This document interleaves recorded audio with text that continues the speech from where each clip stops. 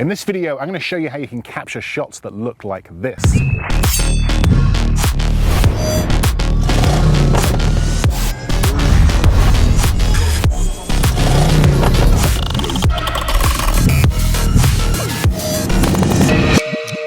So if you've ever wanted to capture one of those trendy car sequences, how do you do it? Well, in this video, I'm going to show you exactly how in 3 simple steps. We're going to cover gear and camera settings, shooting and editing. But let's start with one of the most important parts of the process, and that is your gear and camera settings. Now, I'm shooting using a slightly different setup than usual today. I'm going to be shooting everything on this, the Canon PowerShot V1, a very compact and lightweight and affordable camera. And I'm also going to be combining that with this brand new Scorp Mini 3 Pro. A big thanks to Tech for sponsoring this video, and as always, all gear used in this video will be linked in the description below. Okay, camera settings. Now, I'm going to be shooting everything in 4K 60 frames per second today because that will give me the highest resolution and give me the option to slow my footage down in the edit if needed. I'm also going to be shooting everything in C-Log today, which is a flat picture profile. This will give me more dynamic range and more flexibility when it comes to color grading. Now, not a necessary step this one. If you don't have a flat picture profile like C-Log, then just use your standard picture profile. Now, keep your f-stop around about f4 to f6. We don't need that very shallow depth of field look for a shoot like this. Also, make sure you shoot nice and wide, somewhere between 16 and 22 millimeters. This will give you more room to play with stabilization and framing later. Now for the gimbal, I'm going to be shooting the majority of these shots in pan follow mode. If I switch, I'll let you know. Right, settings locked in, let's shoot.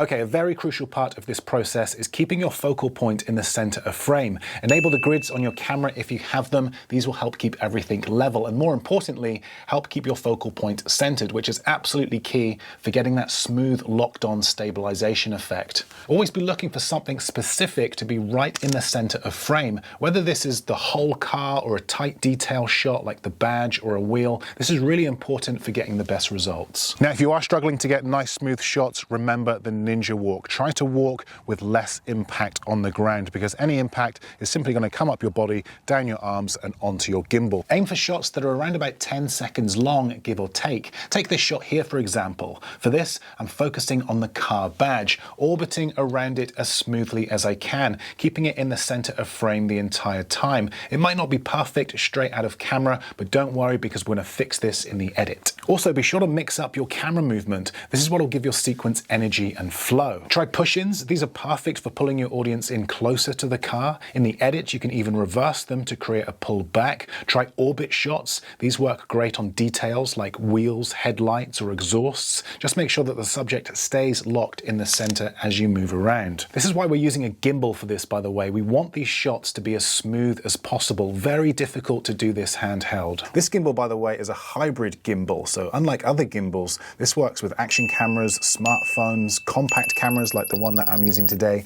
and even mirrorless cameras. It'll hold a payload of up to 2 kilos. It's a very impressive and versatile piece of kit. Now, when it comes to gimbal modes, pan follow mode is what's going to give you that nice level horizon. However, if you want to mix things up and get a bit more creative, then FPV mode is a great place to start. In FPV mode, all of your axis will be unlocked, your tilt, pan, and roll, allowing you to get much more creative shots. Shots that mimic the look and feel of an FPV drone, and these work great for trendy car sequences. Take this shot here, for example, pulling back from the front of the car with a slight rotation as we go, or this shot here, starting low and orbiting around the front of the car, a much more unique and dynamic movement.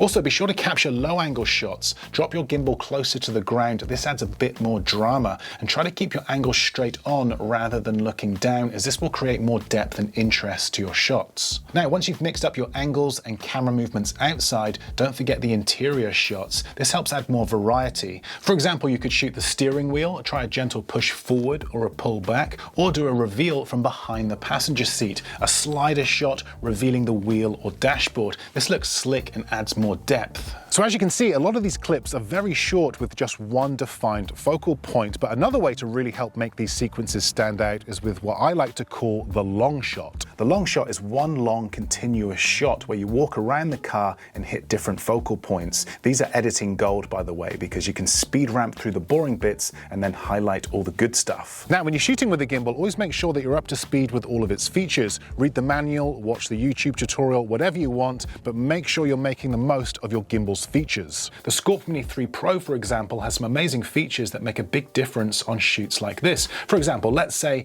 you didn't want to just capture shots of the car, but also shots of you getting into the car. Well, the Scorp Mini 3 Pro has a detachable handle that doubles as a remote, so you can operate the gimbal from further away. So you could start with the camera pointing up, then walk towards the car while tilting the camera down using the remote, then get in and drive away. This helps add a story element to your edit.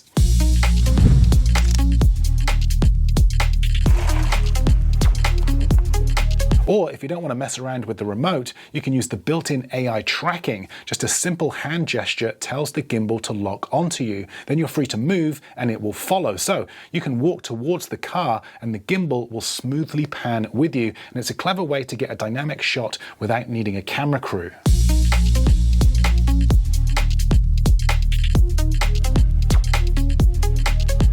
Okay, let's start editing some footage.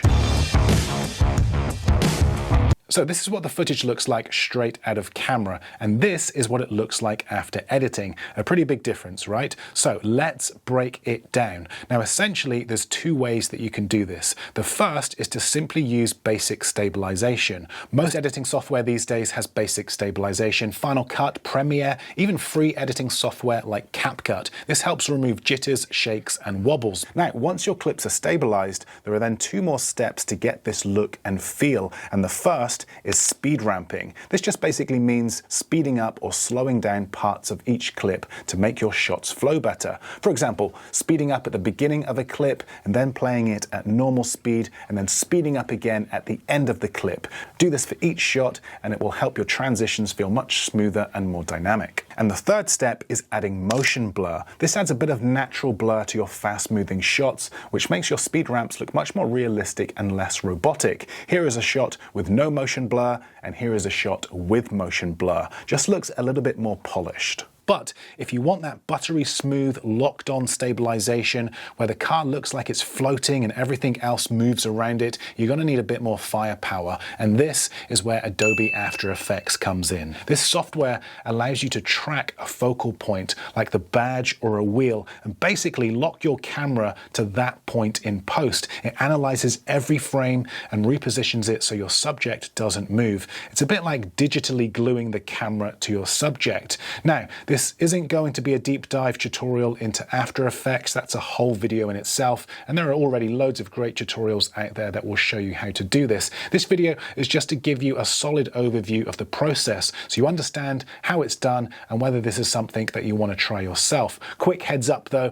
After Effects is subscription based, so it's going to cost you, and it's quite a complex program to get your head around. Now, if you're watching this and you're feeling a bit overwhelmed when it comes to the editing, then don't worry. Maybe you're someone that just really enjoys the shooting process but not so much the editing. If that's the case, then you can always get somebody else to do the edit for you. Hiring a freelance editor couldn't be easier these days, and to put this to the test, I sent the same footage and music to two different editors. One charged $20 and the other $45. Here is the $20 edit.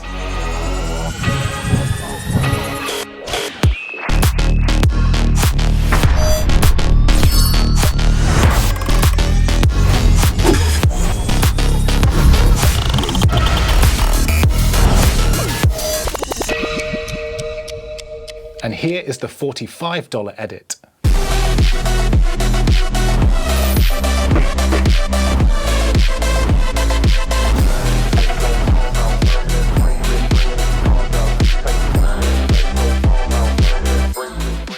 Not bad, right? I liked both. I thought the $20 edit came out great. So for the price of a few coffees and a croissant, you can have someone take care of all the fiddly stuff for you whilst you focus on shooting. I will link all the editors I used in this video in the description below, as well as put a link to all of my original footage and music so you can download and experiment yourself. So that is how you shoot and edit one of those trendy car sequences. If you found this video useful, do let me know. Give it the old thumbs up. And if you'd like to learn more about filmmaking, particularly when it comes to shooting car videos, then be sure to check out this video here.